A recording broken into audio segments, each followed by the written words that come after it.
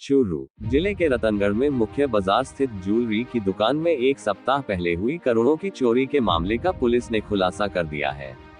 इस मामले में पुलिस ने अंतर्राज्यीय बावरिया गैंग से जुड़े 3 आरोपियों को गिरफ्तार किया है।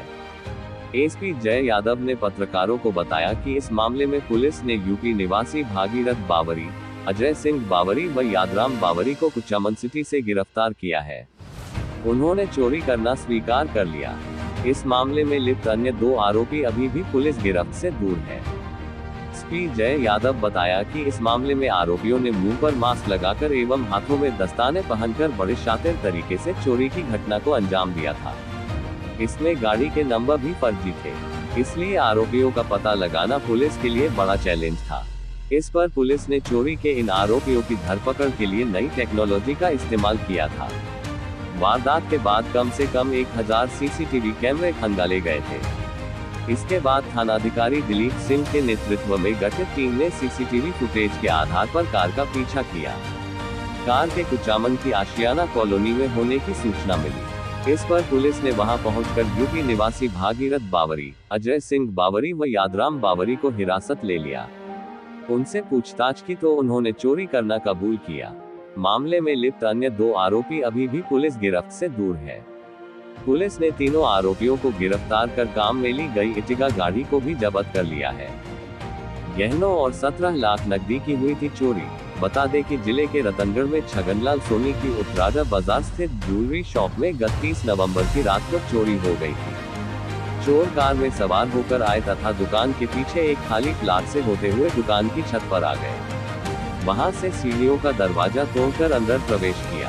चोर 3.25 करोड़ रुपए के सोने चांदी के आभूषण ले गए। दुकान मालिक ने पुलिस को दी रिपोर्ट में बताया था कि 17 लाख नकदी, 1.5 किलो सोना व 2 क्विंटल चांदी के बर्तन चोरी हो गई। दिनांक 30 नवंबर 2024 को और 1 दिसंबर 2024 की रात मध्य रात्रि को आरबी ज्वेलर्स जो रतनगढ़ में एक बहुत बड़ी ज्वेलरी शॉप है, उसमें करोड़ों रुपए की चोरी हुई थी।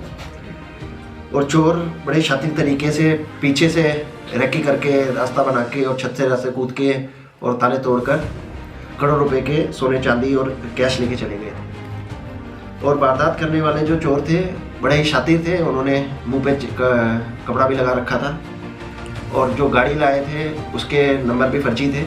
मोबाइल का भी इस्तेमाल नहीं कर रहे थे और हाथों में ग्लव्स भी पहने हुए थे।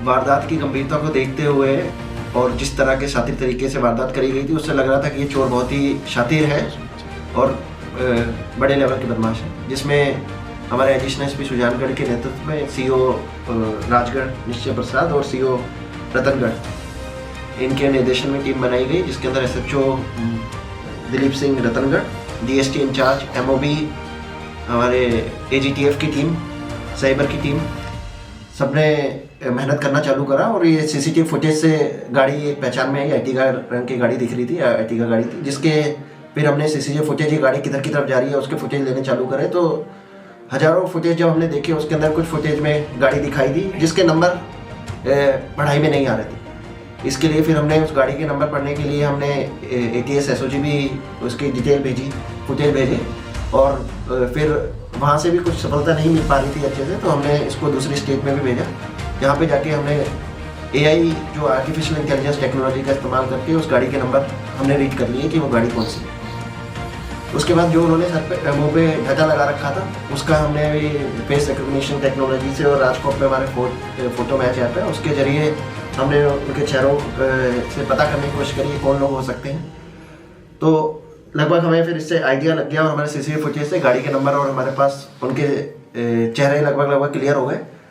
तो टीम ने बड़ी मेहनत करके काफ़ी सारे फुटेज देख के हमने फिर 3 लोगों का हमें कुचामन में पता चला, जहाँ से वो आगे गाड़ी नहीं जा रही थी। तो कुचामन में जाके इन 3 लोगों को हमने पकड़ लिया और वहाँ से ये जो निकले इनके यूपी के रहने वाले हैं, जो ये 3 पकड़े गए हैं अभी तक। एक भागीरथ है, पुत्र स्वर्गीय लालाराम बावरी, निवासी औरिया उत्तर प्रदेश।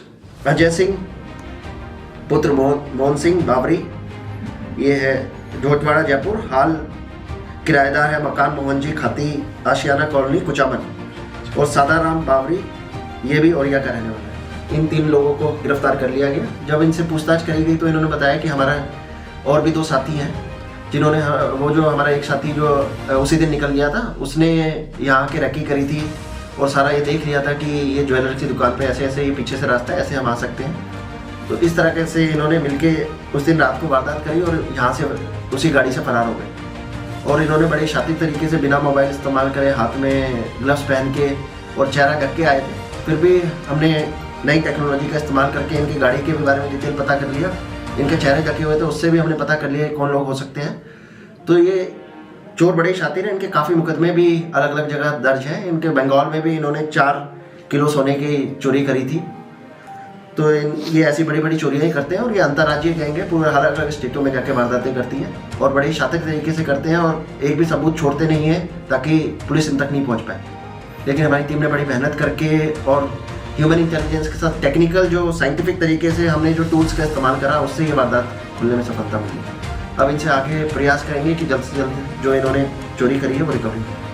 सर, शुरू से लग रहा था कि ये जो चोरी की घटना हुई उसमें ज्वेलर्स के परिचित या कोई जान पहचान या स्थानीय व्यक्ति का हाथ हो सकता है, तो सर क्या ऐसा अभी तक ऐसी कोई चीज़ सामने नहीं है। जिस तरह के शातिर चोर हैं उससे इन्होंने पूरी अच्छी तरह से कई दिनों तक यहाँ रैकी करी, इसका पूरा रास्ता देखा कि आगे से कहाँ से रास्ता है, पीछे से कहाँ से रास्ता और कैसे जा सकते हैं।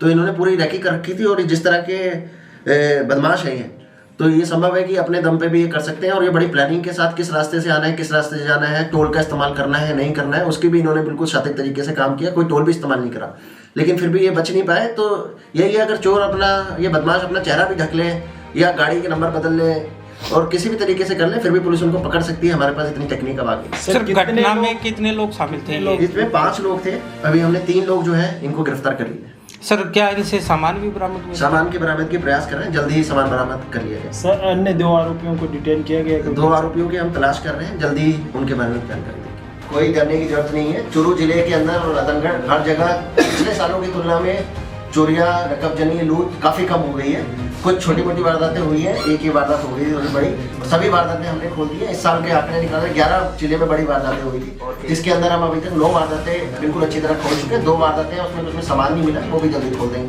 तो चूरू जिले के अंदर इस समय इस साल काफ़ी कम वारदातें हुई हैं और पूरे प्रयास पुलिस प्रोएक्टिव लेकर काम कर रही है। तो जो वारदातें और उनको भी ट्रेस कर रहे हैं, लेकिन काफ़ी कम भी हो रही है पिछले सालों में।